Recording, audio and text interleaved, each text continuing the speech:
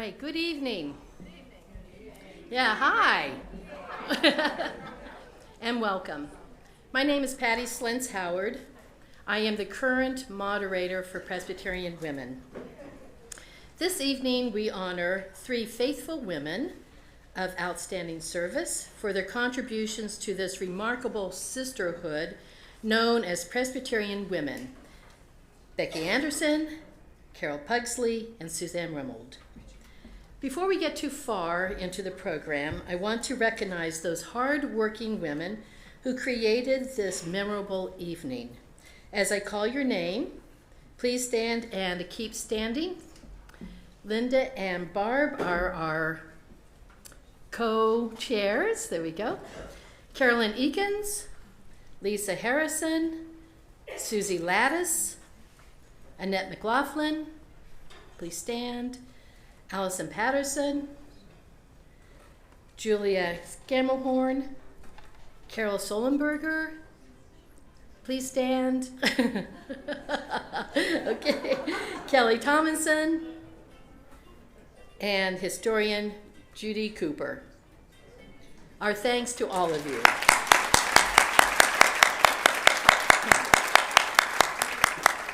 All right, Reverend Alice, if you would come up, please, and lead us in prayer.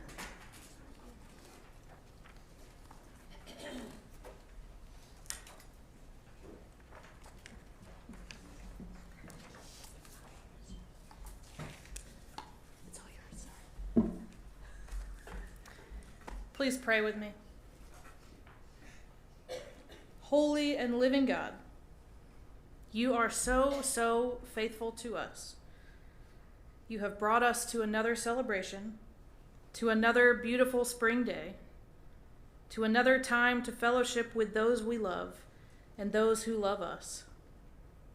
You have given us this opportunity to meet new friends and connect with those we know, to learn more about how your hand has been on the lives of these 3 faithful women, Becky, Carole, and Suzanne. We are so grateful for your goodness and faithfulness to us. So, may your Holy Spirit breathe on us tonight. May you come and be present in this space. May the words shared and the stories told glorify you and honor your holy name. We ask this through Jesus Christ our Lord. Amen.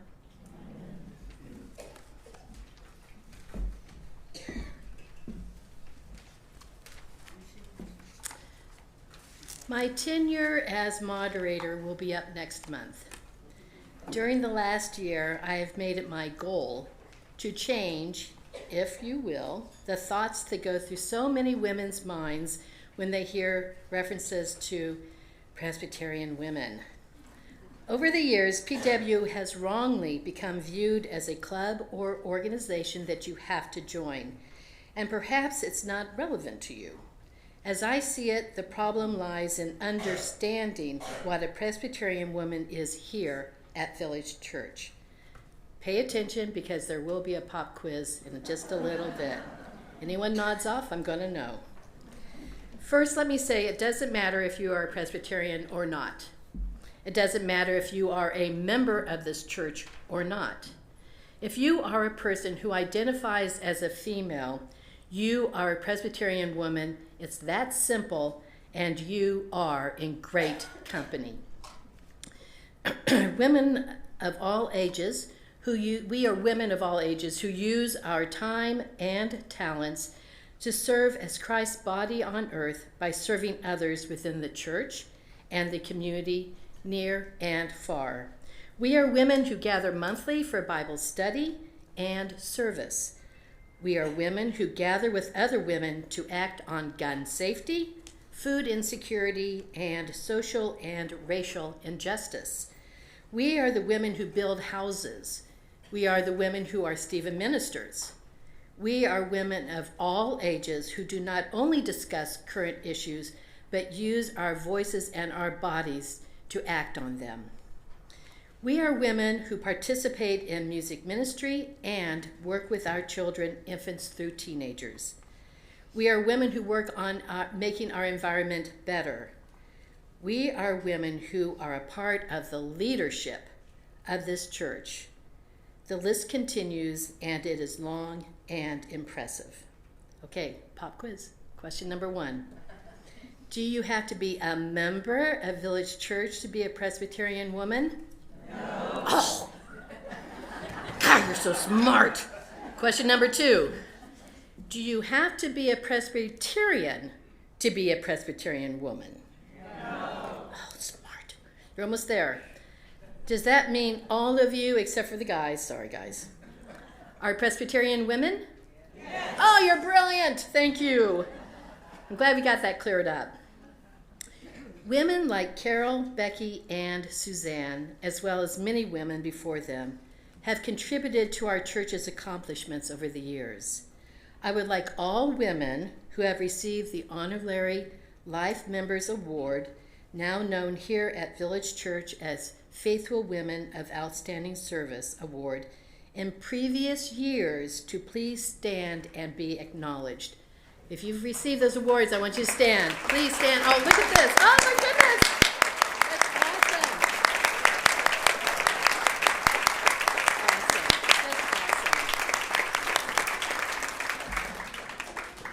To my way of thinking, I'd be sorely amiss if I did not acknowledge every single woman in this church, because you have helped it make it impressive and impactful. So, if you are willing and able, please stand and applaud yourself as well as others around you, because this is a group effort to make this church as cool as it is. So please stand and applaud. Come on, get up, you guys.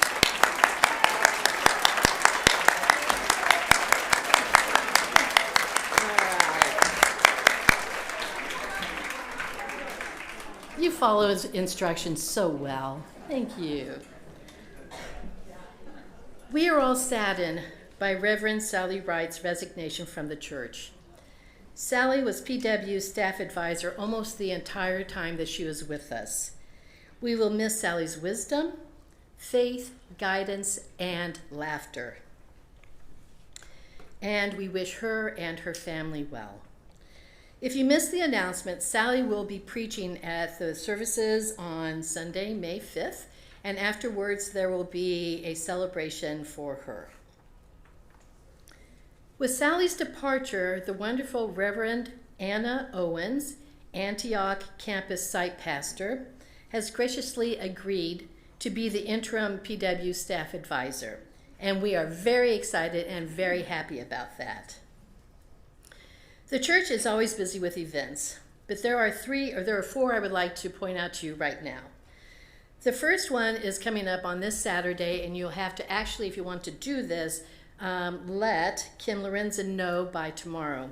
This is Building Beloved Community has organized a Shawnee Indian Mission pilgrimage. So it's at 1 on this Saturday, April 27th, from 1 to 2:30. But please let Kim know. And if you need, she's back there. Kim, do you want to stand? Okay. So if you need to speak to her, get your reservation in, or have any questions, there she is. The other one is Habitat for Humanity. Always needs volunteers to build at home sites and in their restore facilities. Join other women on Thursday, May 16th and Friday, May 17th. And for more information, ask Lisa Harrison. Okay? In August 8 through 11, there will be a gathering, a church-wide, nationwide gathering of Presbyterian women in St. Louis.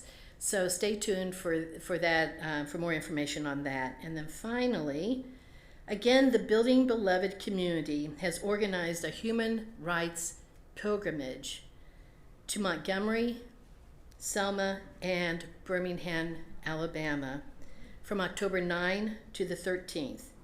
Details will be forthcoming and by the end of the month, I think.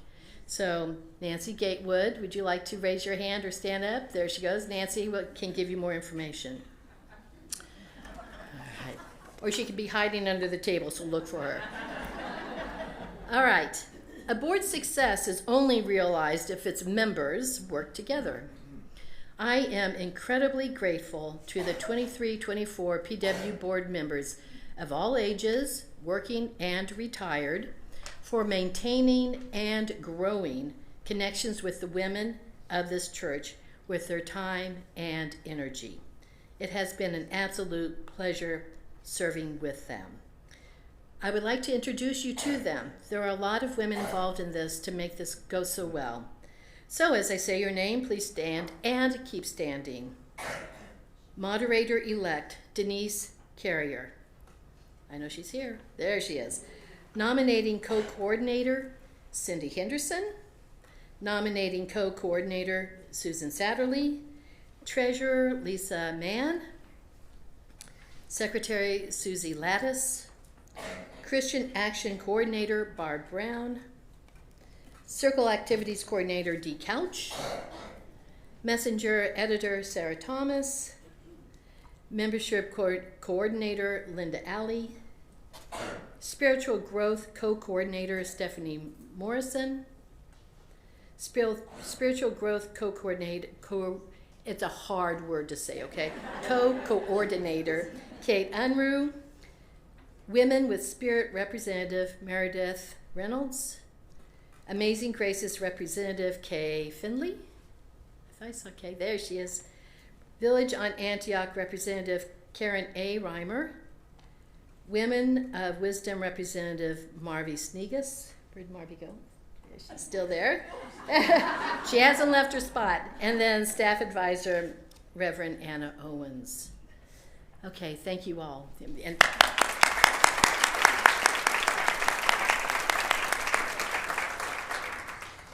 a few of these wonderful women are rotating off in May when we have a new board coming in, which we'll get to in just a few minutes. They include Cindy Henderson, Susan Satterley, Sarah Thomas, Linda Alley, Stephanie Morrison, Kate Unruh, Karen Reimer, and Marvy Snegus. We are grateful to you for all you've done for the women of the church. Okay, at this time, I would like to invite Cindy Henderson and Susan Satterley, co-nominating chairs, to come forward to announce the new slate of officers for the 2024-25 Presbyterian Women Board. Ladies, come on up. I'm going to leave this here. Okay. Good evening. I'm Susan Satterley, and I'm here with my wonderful partner, Cindy. And we're co-chairs, as Patty said, of the nominating committee this year. And we're really excited to share with you the slate of officers for the open board positions for this next year. We want to begin by thanking our nominating committee for their dedicated hard work during the process of identifying these wonderful women who have chosen to say yes by serving on the board this next 2 years. We ask that the committee members stand when we call your names. Kim Lorenzen, Desiree Rinke, and Kim Stratton. Thank you, thank you, thank you for sharing your wisdom, time, energy, and hearts with us. And now we're thrilled to share with you the names of those who have agreed to serve. It is no small thing to say yes to leadership. These women have accepted the call with enthusiasm, excitement, humility, and with hearts wide open. We ask that you do all that you can to support them, to cheer them on, to assist them, and to thank them. PW is such a wonderful organization.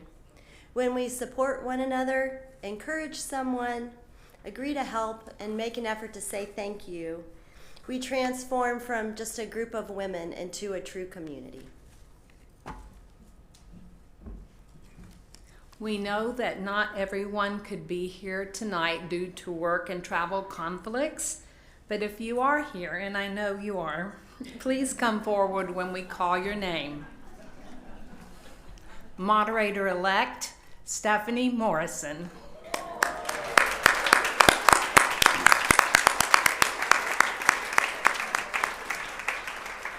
Spiritual Growth Co-Coordinator Melissa Anderson.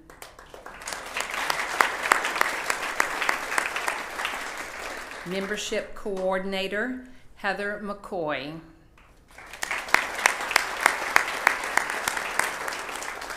BOA Representative, Sarah Emerson.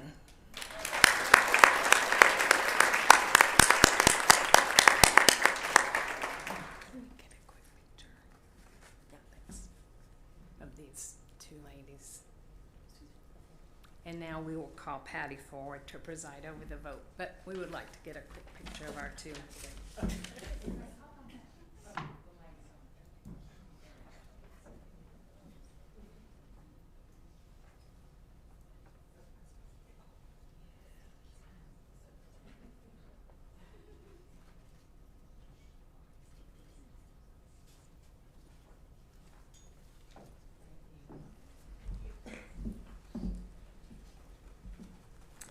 Inasmuch as Stephanie Morrison, Melissa Anderson, Heather McCoy, and Sarah Emerson have been invited to be members of the Presbyterian's Women's Board for 2024-25, and they have accepted said invitation, I motion that Stephanie, Melissa, Heather, and Sarah be formally recognized as members of the PW Board.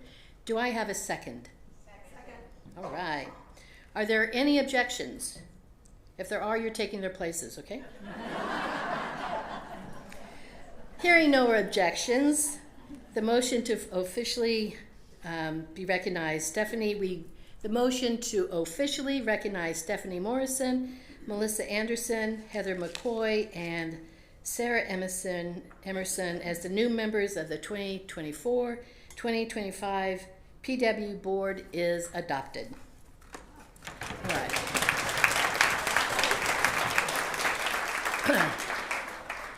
This year's beneficiary is Mission Sewing. All money donated this evening through May 1st will be given to this group. If you don't know Mission Sewing, you are in for a treat because we have a video to share.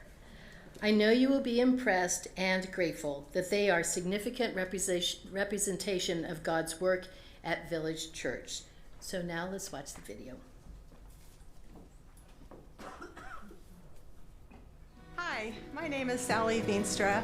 I've been the co-coordinator for the Tuesday Mission Sewing Group for the past year. The sewing group was founded by Shirley Manili, wife of our longtime pastor, Dr. Bob. 5 years ago, when I had joint replacement surgery, I forgot to bring my glasses case to the hospital, and the nurses gave me one from Mission Sewing. When I got my walker, they gave me a walker bag from our group. After that, I wanted to join this mission that crafts such useful and beautiful items that make lives just a little bit better. We have an average of 18 to 21 lady sewists per week, working on 17 sewing machines and 5 sergers. We average about 400 hours of donated time, both at church and at home, per month. We make an average of 715 items per month and serve 11 different organizations. Our sewists' ages range from the 60s to 100. We mainly make items for 4 local hospitals, walker bags, glasses cases, all kinds of pillows, and blankets, chemo hats, and scarves, but also for local charities like City Union Mission, Family Conservancy, Cancer Action, and Hospice. This year we were asked to make teddy bears with zippered pouches on their backs for families to hold a memento of their child who has passed away. We also turned unusable fitted sheets into pillowcases for the people who stay at City Union Mission. People like you donate most of our fabrics. We also accept yarns, thread, and other sewing items. We can always use donations of polyfill to stuff our pillows. We meet on Tuesdays from 8 to 3, and our Thursday group meets from 10 to 12. If you can knit, crochet, machine or hand sew, or even stuff pillows, we can use your time and skills. We usually share lots of laughter, support each other, and have a great community. We hope you will come and join us. I'm Nancy Cantrell, and Village Church has been my home since my parents brought me to the nursery as an infant. Currently, I help facilitate a group of women who meet every week from 10 to noon in the sewing room just underneath the chapel. Several dedicated women in our group sew from home, utilizing kits of fabric prepared for them at the church. Our main project has been preparing dream bags, which are drawstring pillowcases given to a foster child to carry their belongings in when they must leave their home. We feel this is a caring message of hope and love given to a child in a stressful time. This past year, we donated 400 dream bags to the Kansas Department of Children and Families. Recently, we started a new project for the Farmer's House, located in Platte City. This nonprofit supports vocational training for youth and young adults who have an intellectual or developmental disability. The program participants cook, cater, sell, grow, and harvest, all while learning job skills and self-sufficiency. This summer, we stitched up 32 brightly colored reversible gingham aprons for the cheerful young farmers to wear in their markets with the mission. Our fellowship and friendship are the product of allowing God to work through us and make the world a little brighter and perhaps a little more comfortable for our neighbors in need. My mom also enjoyed working in the sewing room at Village. For 20 years, she poured out her time and organizational skills. She managed a detailed inventory. She organized fabric, patterns, and thread. She advocated for a dedicated place to sew inside the church. We are always open to making new sewing friends, so join us on Thursdays if you're interested. I want to thank Village Church, Presbyterian Women, and my mom for making space for this thriving group of women who love to sew and create.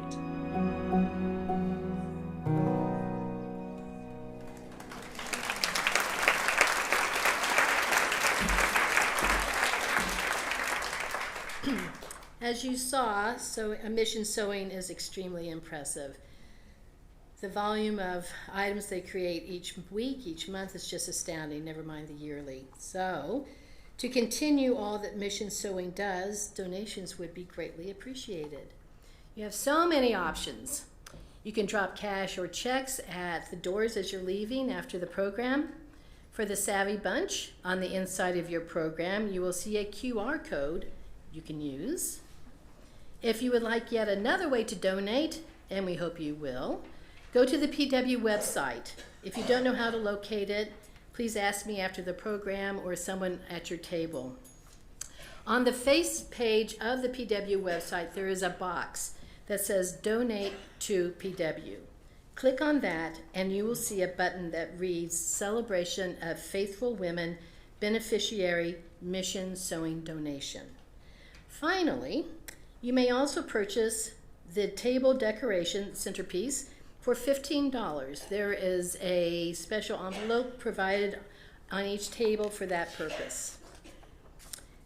And now, if you will get your bulletins out, we are going to sing hymn 324 for all the faithful women.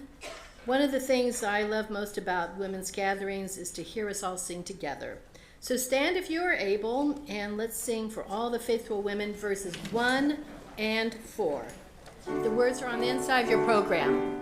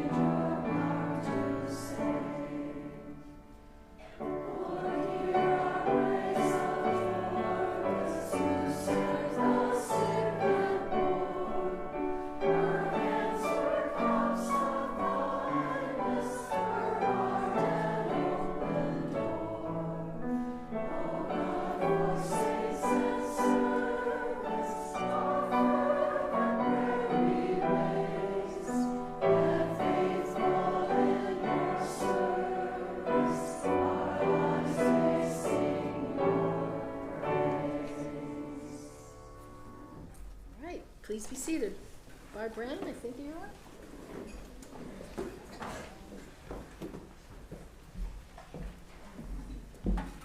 Well, on behalf of the steering committee, I want to thank all of you for coming. This is a fantastic turnout, and we are all so happy that you came to honor Carole, Becky, and Suzanne.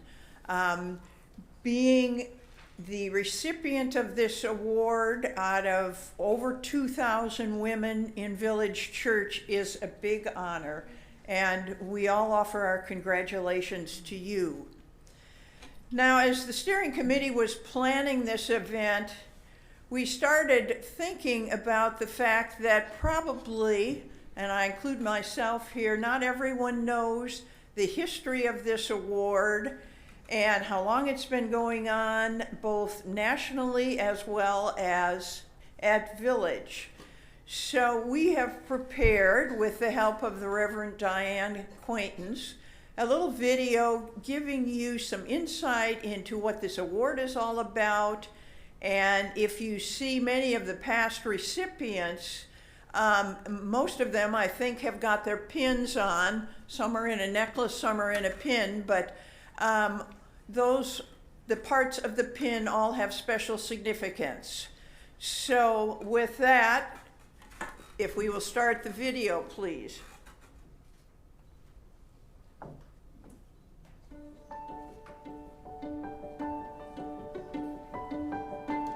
I'm Reverend Diane Quaintance.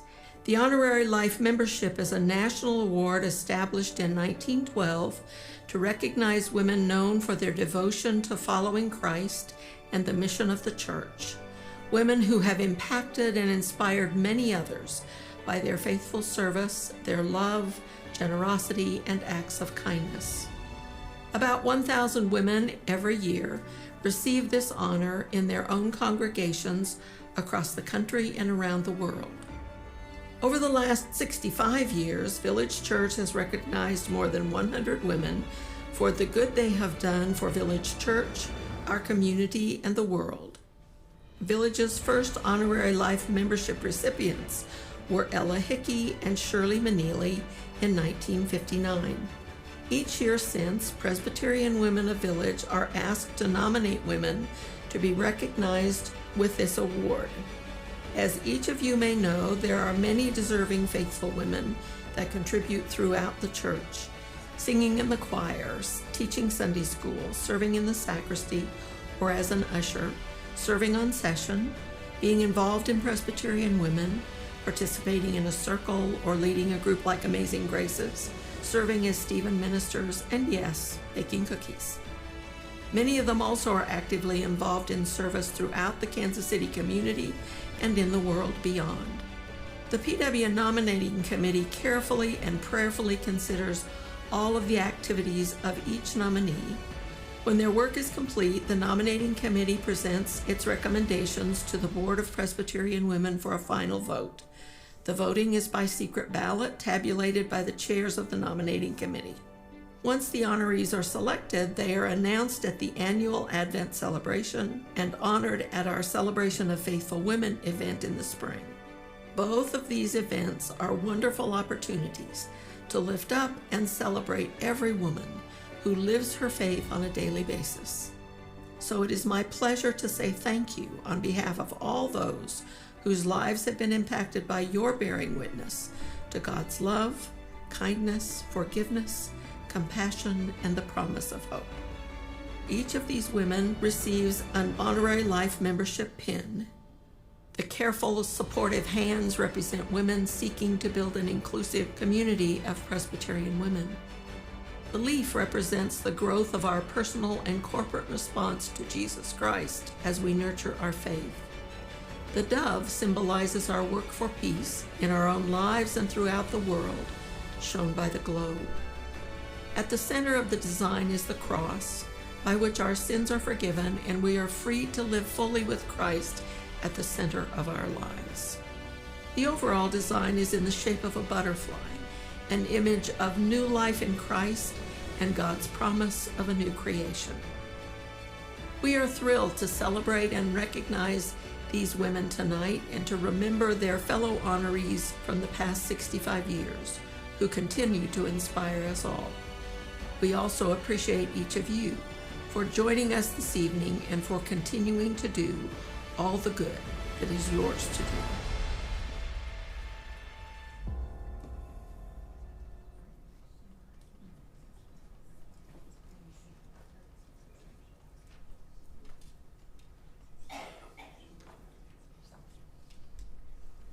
I'm Linda Alley, and we are thrilled at the turnout to honor these three very amazing women. And it is with great joy that I get to bring each one of them up and have them presented by a special person in their life. Each presenter has done a video that will tell you a little bit more about each of our honorees. After that, they will come up, be presented with their award, and then we'll move on. So the first person is Becky Anderson, and Lexa Carr is her presenter. So we'll see their video now.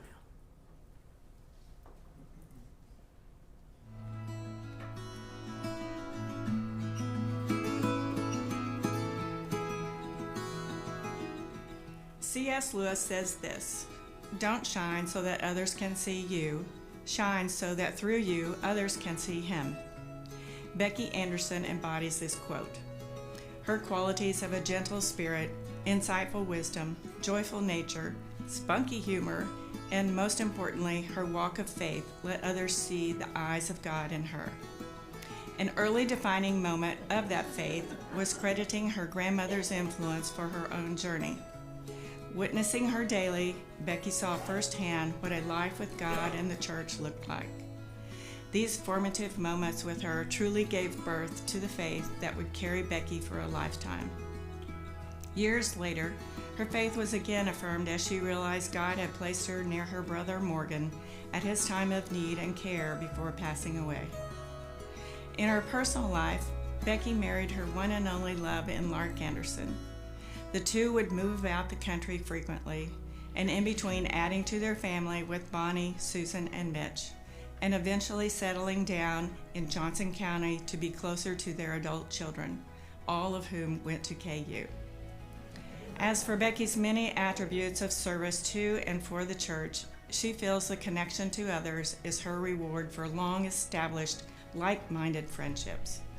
She forged a path at Village immediately upon arrival. Her years of service include being a kitchen volunteer, ordained deacon, Stephen minister, PW co-moderator, plus participates with Memorial Guild, and the Mission, Sacristy, Amazing Graces, and Building Beloved community committees. She supports this church by saying yes, stating that sometimes it may be out of her comfort zone, but she leans into confidence by getting more out of it than it gives, and is satisfying to be of help. She shows up. You see, she is consistently doing the good that is hers to do, from the smallest act of kindness to the greater good. It is inherent in her nature for this beloved friend to all to possess this quality of acceptance.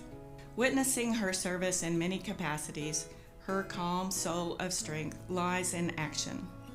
For example, her support of the Building Beloved Community Committee leads to seeking justice, and in her words, finding ways to accept others that are different from us, to educate, to make aware, and by reaching out.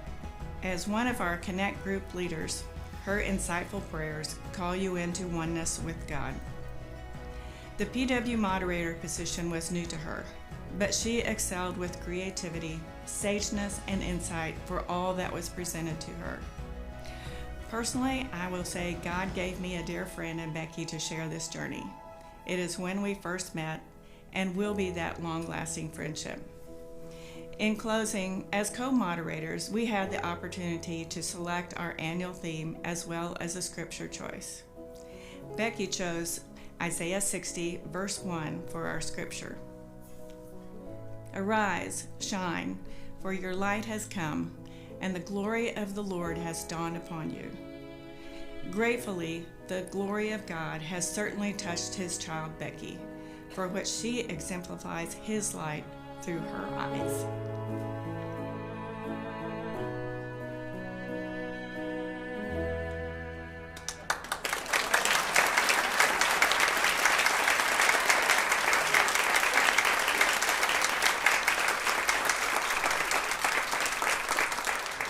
Becky and Lexa, will you please come on up?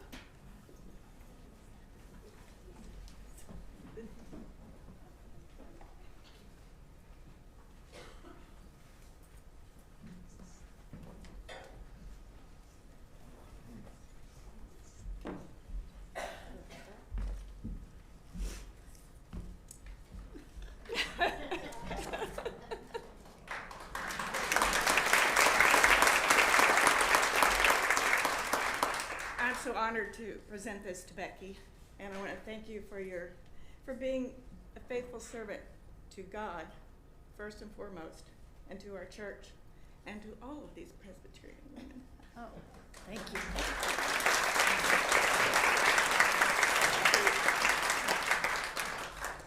And I first have to thank you. I told Lexa I didn't want to see this until tonight, and I didn't, and I should have. But so Lexa, like I think she said this before when they asked us to be PW moderators. I didn't know Lexa, but they told me we would work well together, and they said I would enjoy working with her. They didn't know how much I would enjoy working with her. The feeling is mutual. So it is such an honor, and I want to thank you for this award. It's just, it is very touching for me, and it's an honor to receive this and to be a part of all the women who have received this in years past. So I thank you very much.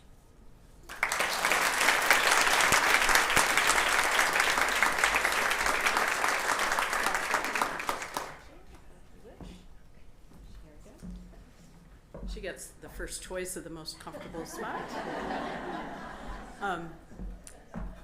What each recipient is being handed tonight by their presenter is a letter from National, a certificate, and a pin. All right, our next person is Carole Pugsley, and her daughter Nancy White is going to present her. So we're going to watch that video, and then those ladies will come up.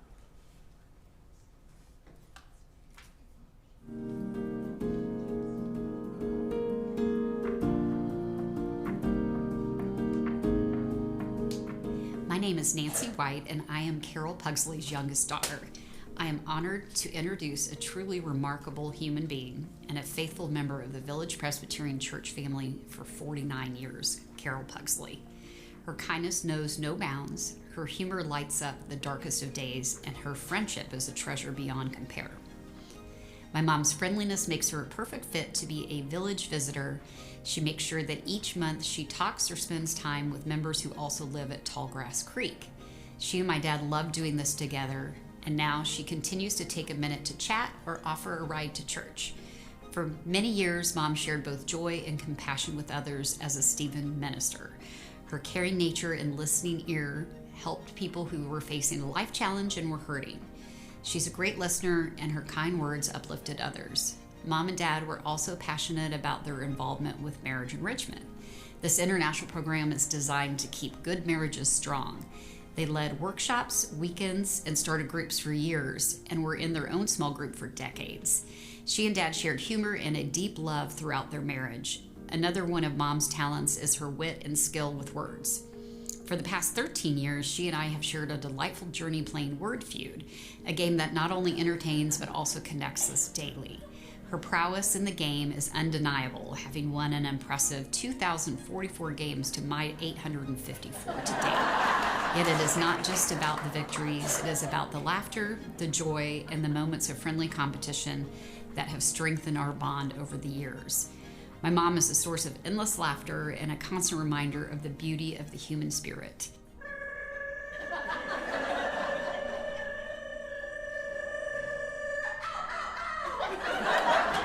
It is a joy to celebrate today this amazing woman, my mother, my best friend, and my greatest source of inspiration, Carole Pugsley.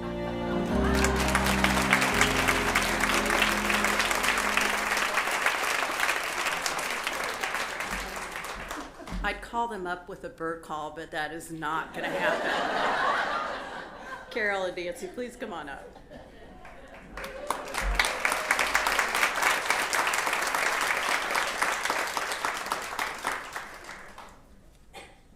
Luckily, I'm used to being embarrassed.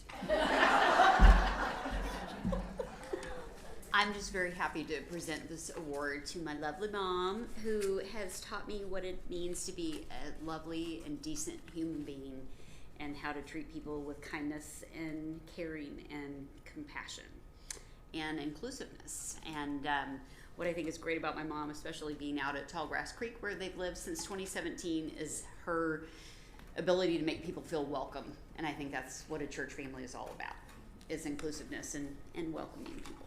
So I present this to my lovely mom, and here's your little pin. I'm so proud of you. Mwah.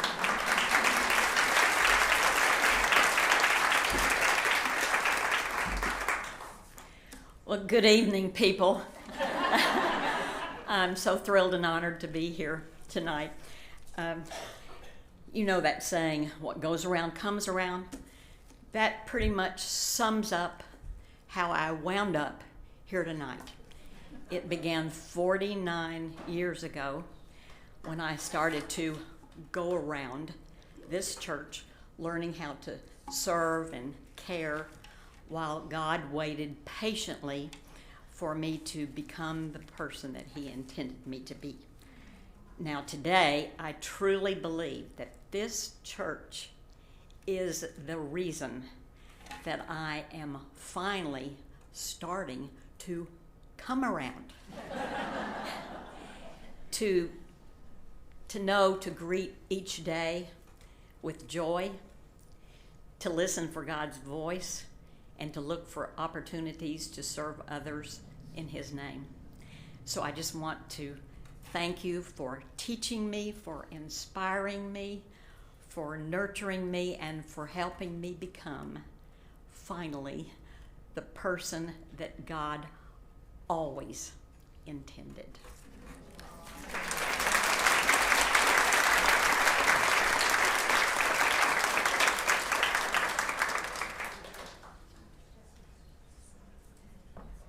We obviously didn't think about them wanting to watch other videos, so they get to stand. Last but certainly not least is our third honoree for this year, Suzanne Rumold, and she is presented by Sarah Thomas. So let's see what Sarah has to say.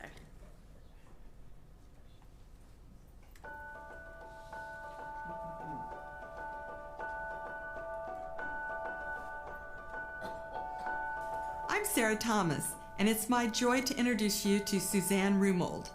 Suzanne and I met years ago when my parents were considering a move to a retirement community.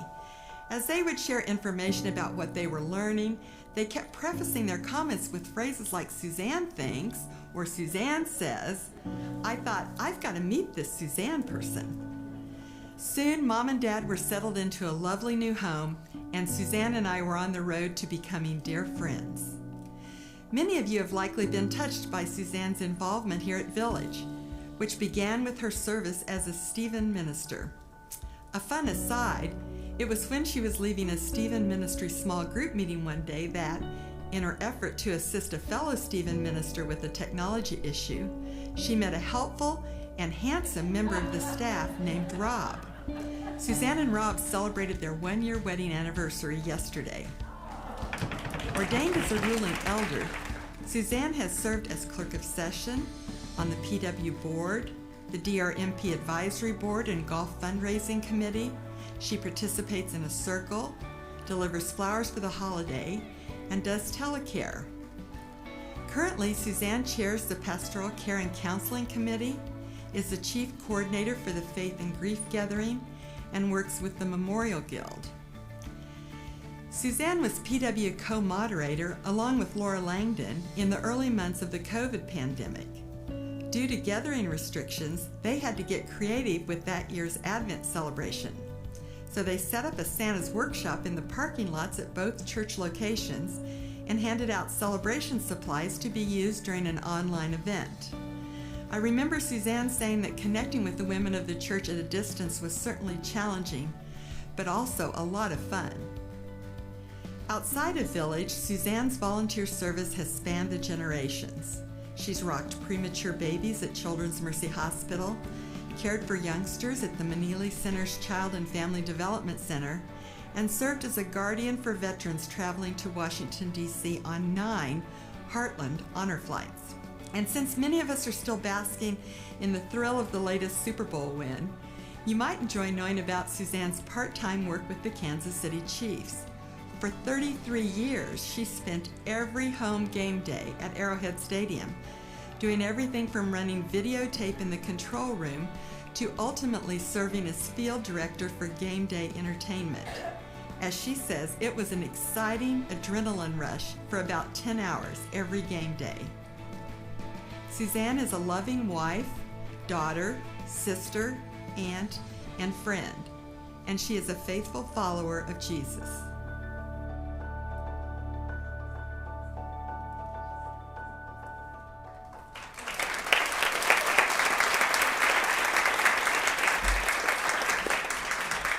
It is with great pleasure that I ask Suzanne and Sarah to come on up.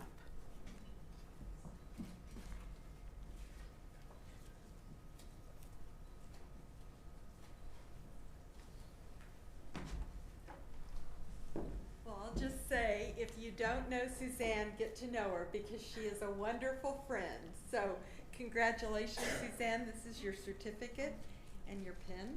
Thank you. Congratulations. Sarah, thank you. Thank you.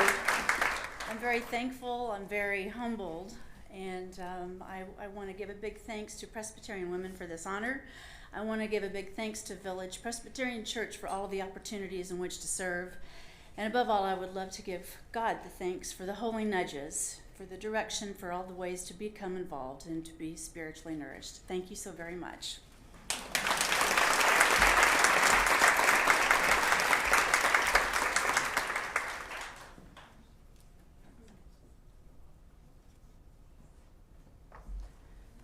Our three honorees are going to be seated, and at this point, I'm going to let Allison Patterson take us into the next part of our program.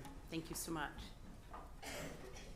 Good evening, everyone. Again, my name is Allison Patterson, and I was asked to join the committee so that we could maybe talk to honorees and past honorees about some of the ways that they've been inspired to give and how their giving has changed over the years. So I would love if Edie Holtman and Kelly Thomason could join us on stage so that we could also gain some wisdom from them. We're going to talk to this year's honorees, and then we're also going to have Kelly and Edie here with us. So, ladies, I'm going to make sure that you have...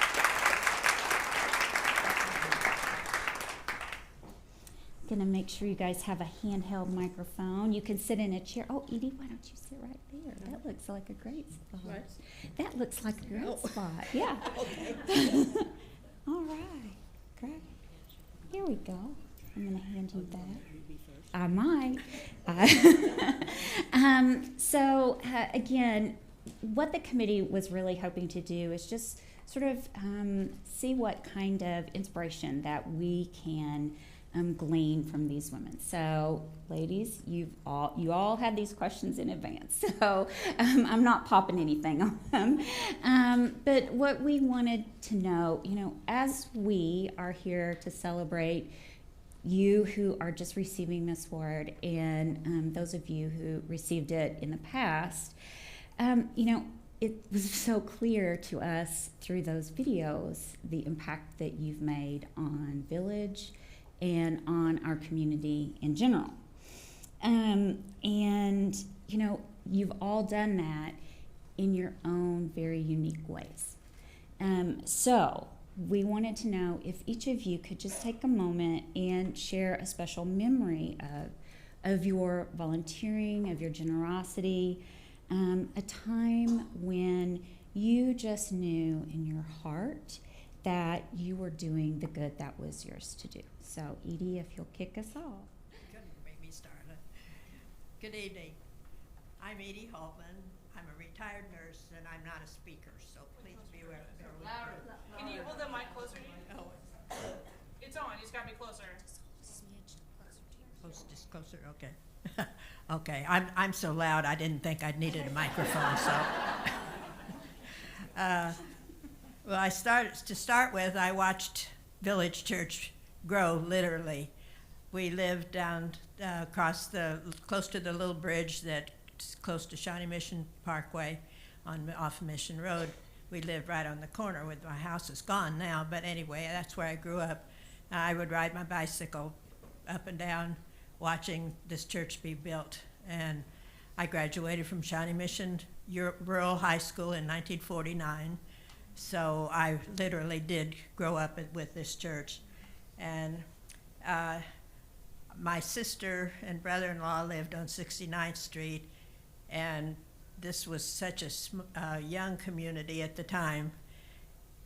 And Dr. Bob was starting the church, and he was going knocking on doors. I see his daughter out there. And he would go from house to house, and if he'd stop, especially at the houses that had a clothesline in the backyard with diapers hanging on it, that meant that there was a new family, and perhaps they would be looking for a new church. So that was the beginnings of Village and me. I've been active in the church as much as possible. I graduated from nursing school in 1953 and got married in 1953. And our job kept me from going to church on Sunday mornings quite frequently, but I went as much as I could. I joined the choir. I sang in the choir for years. I don't really remember how many years. And I started with the sewing group, and Helen Tolliver was in charge of the group. And when she decided to retire, no one wanted to take the job. And I didn't really feel that qualified to take it, but nobody else was going to do it, and I couldn't stand to see it just fall apart. So anyway, I said I would do it if I could have a co-coordinator to work with me. So this is what we did. We just started it not thinking we'd do it for very long, but 8 years later we decided it needed some new blood. So we retired, and it's still functioning as a very good group. I sang in the choir for years, and let's see, I think that's close to whatever I've done. Anyway, that's enough. One of my most memorable times as a volunteer through church, I still volunteer with Telecare, and I had, this was many years ago, and I had a lady that I just couldn't reach, and I think it was a holy nudge that said, a card's not enough, I need to go and see her. So I got permission from the church, and I got permission from where she lived, which was a very small assisted living community nestled in a residential area in Olathe.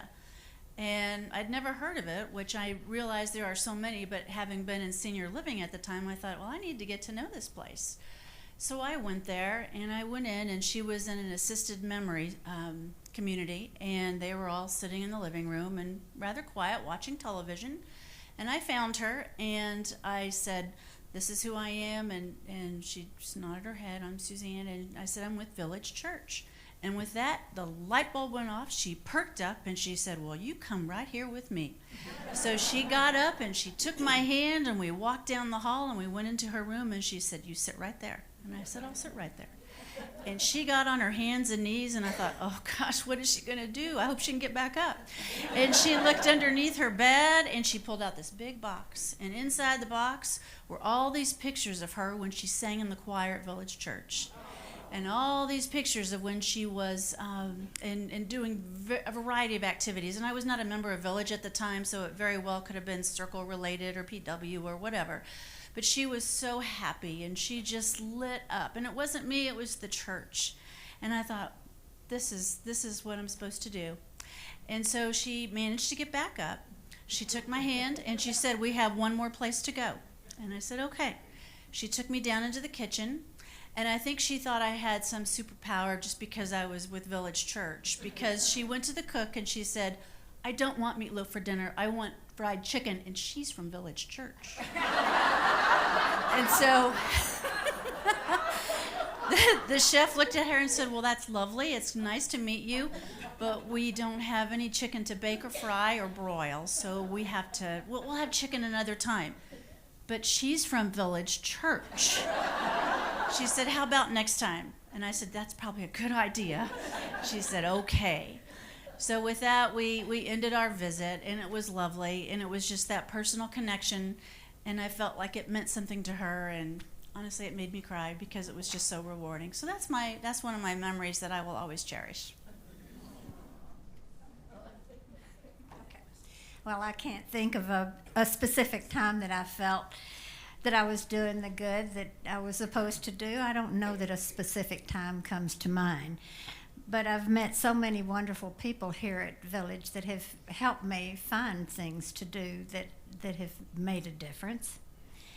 So when I retired, I decided it was time for me to get involved and meet people. Being fairly new to Kansas City, I didn't know a whole lot of people, and it was a way to meet people for me. So my first venture out was to try to join the group at the pantry.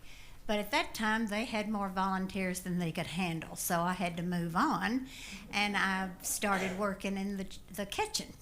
And kitchen's not always a easy thing to do. We worked pretty hard back there, but we had a lot of fun, and there was a lot of laughter back there. So I really enjoyed that, and that was how I began. Then I did another thing that I think was a lot of fun, and so many, I look out here and I see so many of you have done the same thing with Operation Breakthrough. You remember when, before COVID, the buses used to come around, and the children would get off the bus. They were 4 and 5 year old, I think, I may be wrong on that, but 4 and 5 year old children from Operation Breakthrough. And they would come off the bus, and we would take a child and take them up to the loft, and we would dance and sing songs, and then we would go to the Sunday school rooms, and we would do some crafts with them. Each child got to pick out 2 books that they could take home with them, and we would read stories to them. And one of the memories I have of that, when I had a cute little girl one time, and as we were taking her back to the bus, she looked up at me and she said, next time, can I get a young one?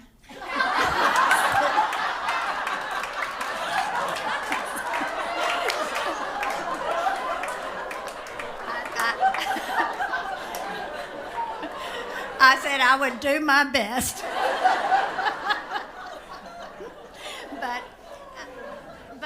But from that, I think when we're talking about doing the good that is ours to do, I don't know that those times that I've done in volunteering are as meaningful as they are, and they are. They give you a lot of pleasure and everything, but I think doing the good that is mine to do and yours to do are the little everyday things that come up, but they pop up randomly, like talking to a clerk at the grocery store on the way out, or the guy that's bagging your groceries, or putting down your phone when you go out to lunch with friends so you can really engage with them, or when you're at a committee so that you really know what's going on, or opening the door for someone who's struggling, and you know how heavy those doors can get when the wind starts to blow.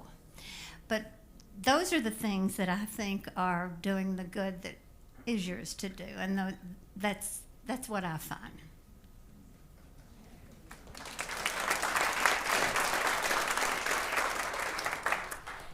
Well, I've been a Stephen minister for about 15 years, and I remember like yesterday my first visit to my first care receiver.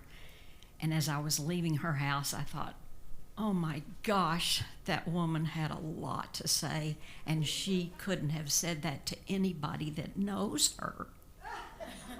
And I thought, oh, that's the good that is for Stephen ministers to do. And so I thought, well, this is good. People like me can help people like her. And so that was the beginning of my career as a Stephen minister. And I loved all of my care receivers, and it was such a rewarding thing to do. But about 6.5 years ago, my husband and I decided to move to a senior living facility, Tallgrass Creek. And I thought, well, I need to retire as an active Stephen minister. And so we moved in, and silly me, little did I realize that when you live with 1,000 of your closest friends, all I have to do, and I do this pretty much every day, I open the door, and as long as I have my antenna up to sense when someone's down, I'm back in the saddle again, doing the good that is mine to do. And the beat goes on.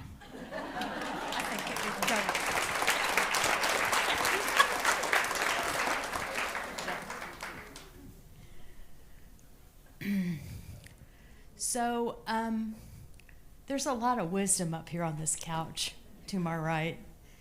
And Edie told me at the beginning she didn't want to go first. But I think going last might be hardest because so many of the things that these ladies have said trigger points in my mind and memories of things. So the next time you're in a meeting room and somebody says to you, who could we get to do X or Y or Z? And there's that pregnant silence. I want you to take your left hand and just raise it up like this and say, sure, I could help with that. Don't ever say you're going to do it. Just say, I could help with that. And there are people in this room, I can see your eyeballs, that have said, Kelly, you'd be really good at that. Okay, don't let those people fool you. Don't let those people fool you. They're just trying to get you to do the good that is yours to do. But make sure that the first one that says to you, Kelly, you'd be really good at that, they are your co-moderator. So sometimes the good that is yours to do is to reach out as a leader and get somebody that may be a little bit more timid or may not think they have the skills to jump up and say, yes, that is me. Carole and I are not shy, and that's why our name, I think, gets bandied around like, oh, Carole will do that, or oh, Kelly will do that.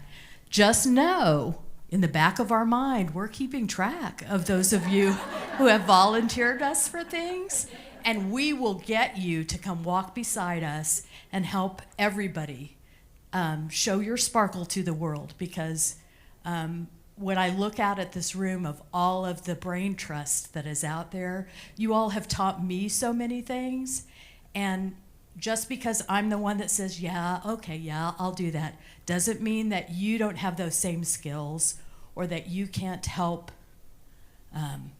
start a new program or build a house or sleep on the floor during the youth mission trip. I mean, all of these are wonderful skills to have, and don't be afraid to say yes, because you'll meet some lovely ladies along the way. Something else. So, Kelly, I wanted to ask, and these are some kind of different questions. I wanted to ask, how you take that giving and volunteering and how you see that as the legacy that you wish to leave, and, how you are communicating that to your family, and if you are, but what does that look like for you? For me, that looks like I'm a doer. I'm always doing things. I hate to go to meetings. You all know that about me. How many people of you know what I do during a meeting? Yes? I knit during meetings because it keeps me from opening my mouth to volunteer to do things. But it's also what I feel like is the good for me to do, because then my hands are busy. I'm listening to what is happening in the room, and I'm making hats for Johnson County Family. So there you go. Told you before, as we were coming in today, that my husband Bill and I, over 20 years ago, were at one of her marriage enrichment weekends, and was so very grateful. So I wanted to ask you in particular, you've had so many hundreds of couples who've come through and participated in those kinds of things. And so I wondered how you and Al really came to focus on strengthening marriages within the church, and what do you feel like the impact of that has been? Well, it began in the late 70s when Dr. Bob sent out members, Barbara and Harlan Heiss, go find us some kind of a marriage program that we could start here at Village. And they did. And we were the first ones to hop on the train. And after that first retreat, it was such a powerful moment. We were so excited that we actually volunteered to take leadership training 2 months later, because our belief is that we teach what we need to learn. And so we thought, hey, this is going to be a great experience, because the more we teach, the more we will learn. And so that began about 35 frenzied years of lots of stuff. We led 60 retreats and probably more support groups than that, taught classes, served on the national board. We were keynoters at conferences in several states in the U.S., and it was just a wonderful experience. And I think we thought of this as our mission project on behalf of the church, because it started for us right here. And one thing that I often share, and this probably happened 20 years ago, this was a retreat that we led actually at the Presbyterian camp in Parkville. And of course we're teaching couples dialogue, communication skills, all this good stuff. And the process was each couple would pick an issue that they really wanted to talk about, and using their dialogue skills, knee to knee, eye to eye, they would talk about this using all the skills that they had just learned while everyone else just listened. So this couple is talking, and out of the blue, the wife says, "Honey, we've been married 40 years and you've never shared that with me." You could hear a pin drop. And I was thinking to myself, this man really must have needed or wanted to share this for 40 years, and he had to come to a camp in Parkville, say it out loud to strangers. That's a miracle. And so we were so blessed to be involved in lots of miracles. And I hope that for the hundreds of couples that I hope we had an impact on, that they just feel even a slight bit of a miracle happened in their own marriages. Thank you. So Becky, I took my inspiration from the fact that you have lived in you kind of talked about it a little bit in the video, but that you had lived all over the country and kind of moved around. And I did that as a child also.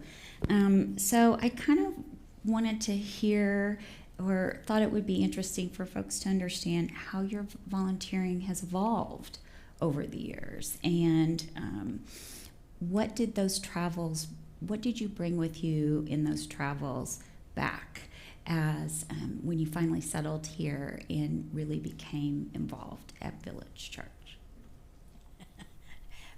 Well, yes, we did. We moved an awful lot, and moving that often is not always easy. And I think Bonnie, my oldest, caught the brunt of it because we moved so often while she was beginning her school career in elementary school. She went to a lot of elementary schools.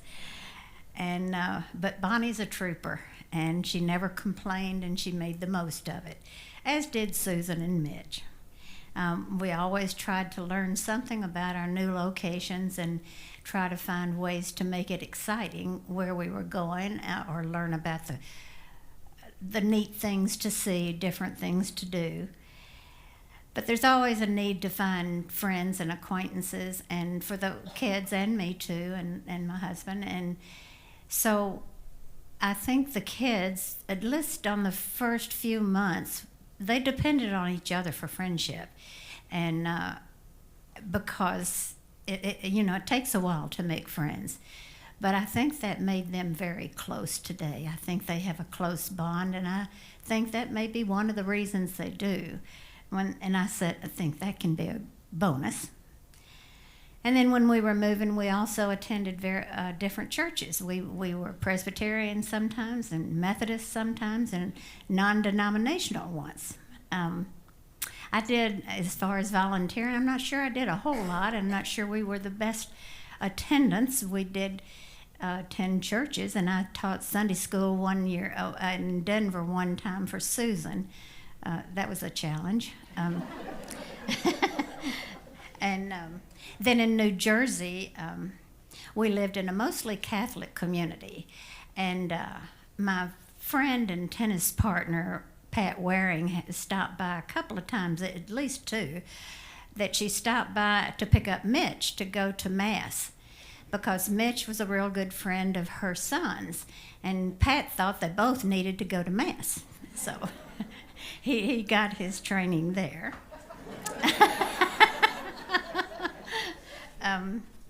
Then let's see. I think most of my volunteering really came later, or the dedication to volunteering came later when the kids had gone to KU and kind of were off. And my husband and I lived in Denver, and we were our church's pantry. We picked up the clothes on Saturday, the clothes and the donations, and took them to the community pantry. And after that, we would either go out to lunch or go up into the mountains and go hiking. And sometimes we would also fish, but my husband is not the best fisherman, and I've spent most of the time taking his line and getting him unhooked and tying it back on. And finally, we decided we would just go hiking. So moving always meant finding new friends and having a new person, and finding out new connections with people. So many of my friends now, I think, have had friends from all the way back to elementary school, and sometimes I kind of envy that. I think that's a lot of fun to hear about all their adventures, and sorry that I don't have that. But they share with me.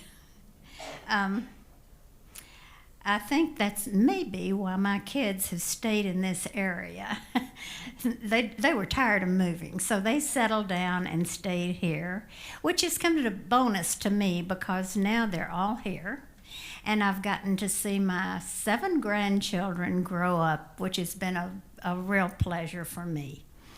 So as far as volunteering, I have found some terrific friends along my journey. I have a wealth of, Village has a wealth of wonderful, caring people. And I think that I am very fortunate to have been a part of this church.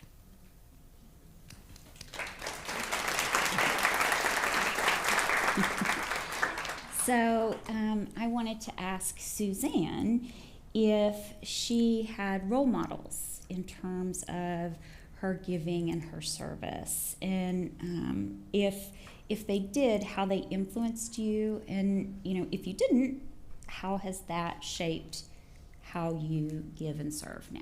Sure. My role models were my parents, and my mom was very formational for me. I remember even as a young child, she was busy volunteering in church and in schools and led our Girl Scout troop, and she volunteered in a lot of different ways and helped a lot of our older members of our family, and I saw the differences. Even as a kid, I could appreciate all of that, and I thought, that's really special. I want to be like that. And my dad, especially as he came to retirement, he did a lot to help foster vocational skill sets and help people through situational poverty, and was active in his church. And it just, again, inspires me all the time. There's never a time where you say, I'm done volunteering, I'm finished doing the good that is mine to do, I've already done it. They just kept going, and they still continue to serve in ways they probably don't even know. And so I hope to be half as wonderful as my parents, and continue to serve and do the good that is mine to do.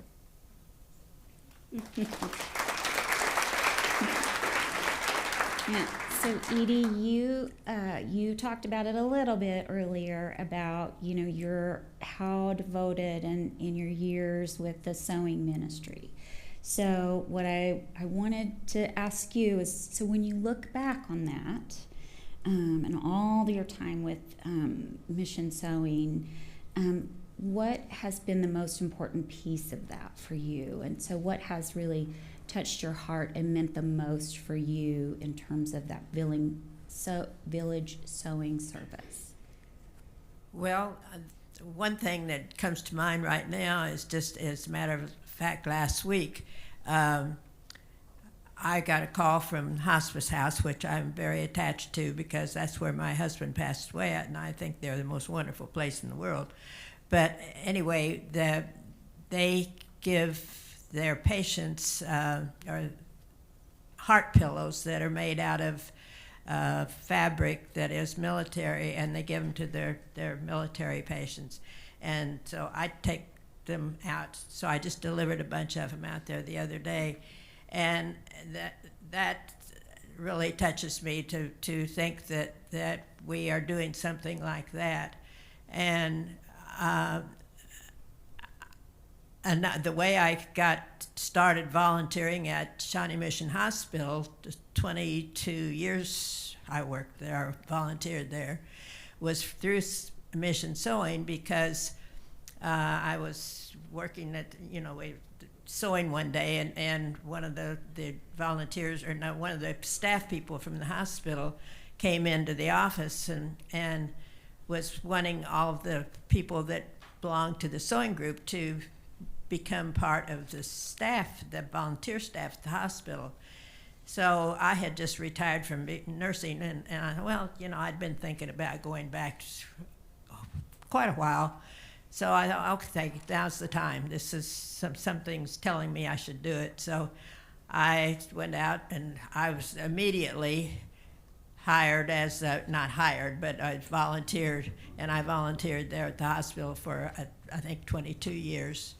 And it's all because of mission sewing that I did that, because I was stalling around about not doing anything. So that, and I just feel like Village Church is part of me, and I was just a kid when it started, and I'm now 92 years old, so.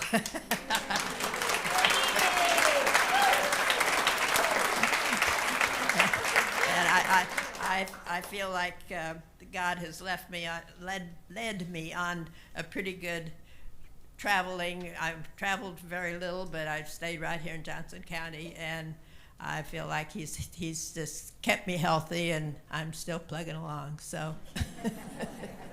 Thank you. Well, okay, so now it's everybody at your table's turn to share a little bit of something with one another. So we're just going to take just a couple of minutes, because we've heard some really inspiring stories. What I would love for you at your tables to think about, or even just talk amongst yourself for just a second, reflect on the good, and share with each other the good, what your good looks like. how do you measure and how do you think about what the impact of the everyday things, the everyday moments that we've heard about today, and who has been influential in your life, and then there's some pink pads there, and if you can think of, is there good still to be done that Village Presbyterian women could potentially tackle? So we'll give you just like 2 minutes, and then Reverend Whitson will lead us in our benediction. But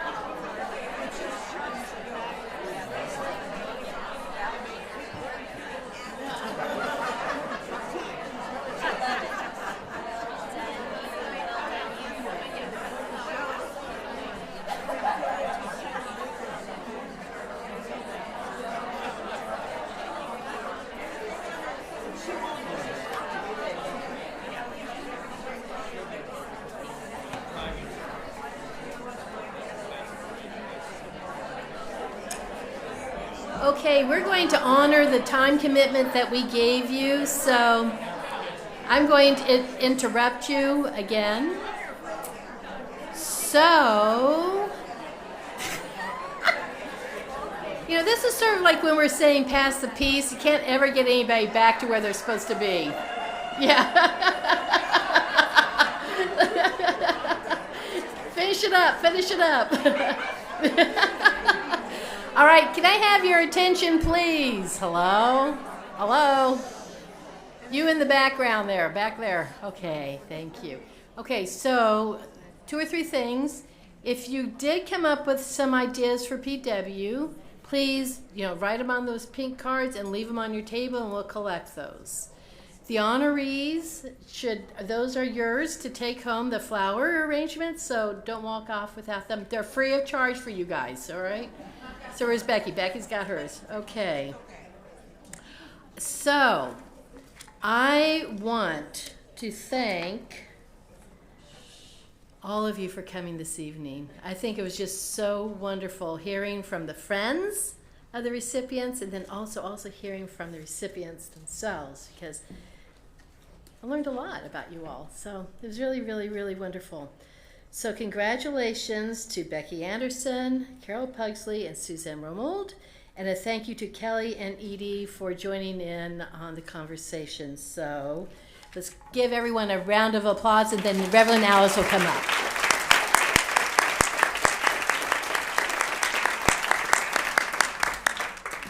Okay. This will be the benediction.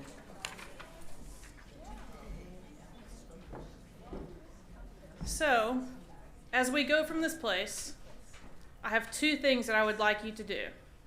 Number one, I am 99% confident that at some point this evening, someone said something that lit a tiny little spark in you. And you thought, man, that's cool. That's a great idea. I think I could do that. I think I might be called to do that. So I ask you, as you leave this place, just keep fanning that spark. It doesn't have to be tomorrow. It doesn't have to be flashy. It doesn't have to be noticeable. But something happened here tonight, I bet you, that lit something in you that you can carry forward to do the good that is yours to do. That's number one. And number two, even more important than that, I want you to look around this room. These people love you, and you love them. And no matter what you do before the next celebration of faithful women, they will continue loving you, and you will continue loving them. So it does not matter what you do, if you succeed or if you fail, if you try or if you don't, if you write it down or if you forget, these people love you and they will continue loving you. You will love Village, Village will love you. Village will go out and serve the world with your help as we all together do the good that is ours to do. So please rise for our benediction.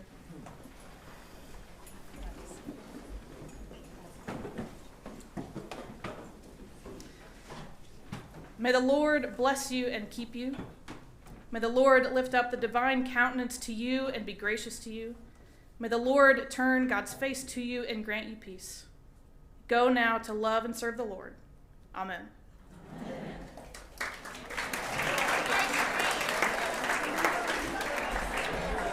Just a reminder, those, except for the recipients, you can purchase the flower arrangements for $15 using that envelope, please.